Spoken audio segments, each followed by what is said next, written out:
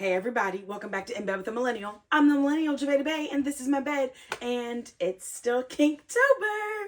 And today I want to talk about a specific type of kinks. It's a broad category, and it's impact play because I love impact play, and I can. So let's get into it. What is impact play? Impact play is pretty much what the name sounds like. It's when you impact the body to derive sexual pleasure. And there's a few different ways to engage in impact play. So obviously you have like very general, like using your hand and impacting and spanking people. You also have impact play with different types of instruments. And so that's why impact play is a broad category because there's a lot of different ways that you can do it. I'm really just going to talk about like 5. The first one being spanking, which is generally considered when you use your like actual hand to impact different parts of the body. And then you have other things which are specific to the implements that the instruments that are used, and that's the way the names come up. So you have things like flogging, which is where you use a flogger to actually impact the body. You also have paddling, which uses paddles, which come in a wide variety of materials. This one's like fake leather. They have acrylic ones, silicone ones, lots of different options. You also have caning, which is literally just like a long, thin stick rod type thing.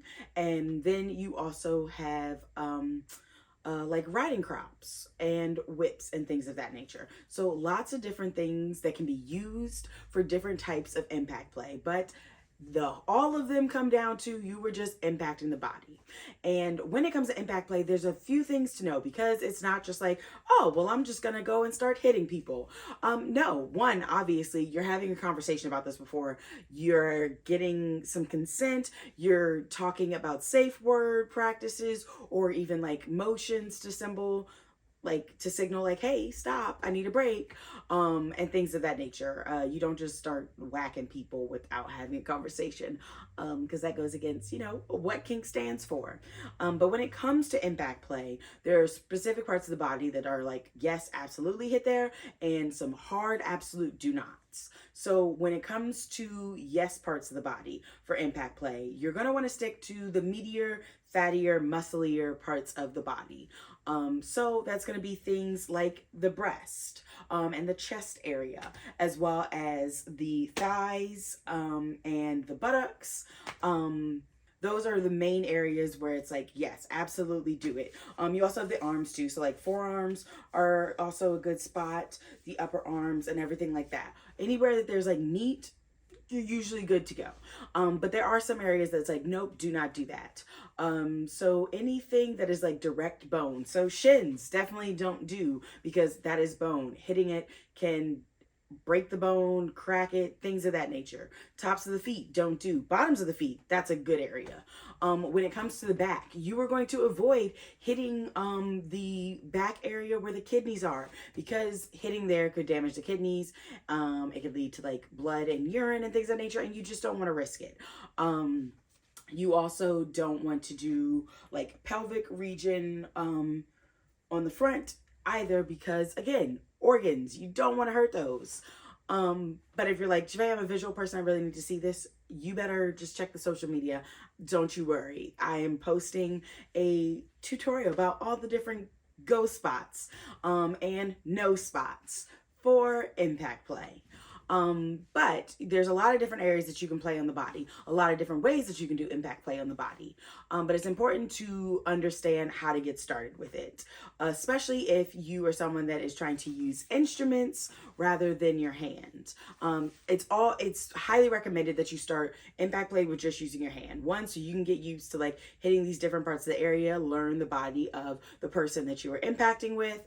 But also because you can control this a lot more than you can control an instrument. But after you have gotten comfortable with spanking with just your hand and you do want to move to instruments, it's important to learn your instrument. And depending on, you know, the person that you're playing with and things of that nature, things can change, depending on like people's heights. Depending on people's heights and things of that nature, you have to be conscientious of the body that you're actually playing with at that time. But it takes practice to get good with tools and different instruments for impact play.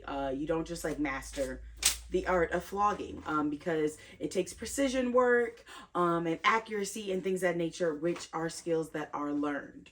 So if you are interested in using a tool for impact play, you're going to want to start by 1, learning the different parts of the body that are good to hit. 2, actually practicing using them at different intensities, so that way you can better understand your strength, how hard you're hitting, and things of that nature.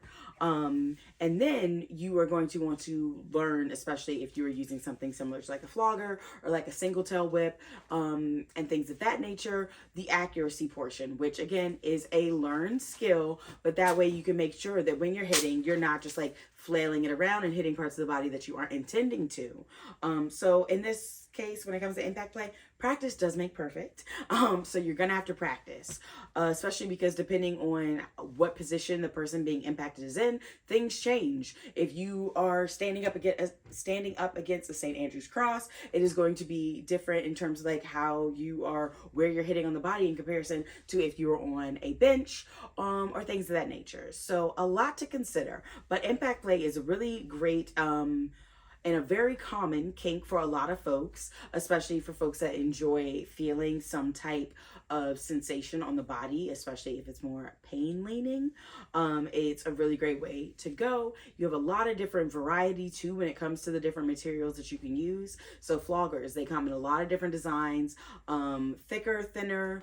They can be a little bit more thuddy or a little bit more stingy. Paddles also come in different sizes, shapes. Some come with designs in them that will leave an indentation on the body when you hit hard enough.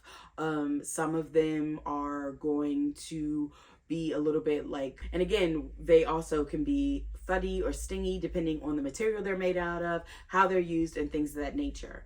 But there's a lot of different options out there. If you're interested in getting some impact play toys, I highly recommend either visiting your local sex shop or checking out any of these online folks that create different impact play products, and going to a dungeon, learning from folks that have been doing this for a while. You can get tastings or like demos done where you actually get to experience it by someone that is more experienced and actually knows what they're doing, rather than you maybe just like waking up one day and being like, I'm gonna learn how to self flog.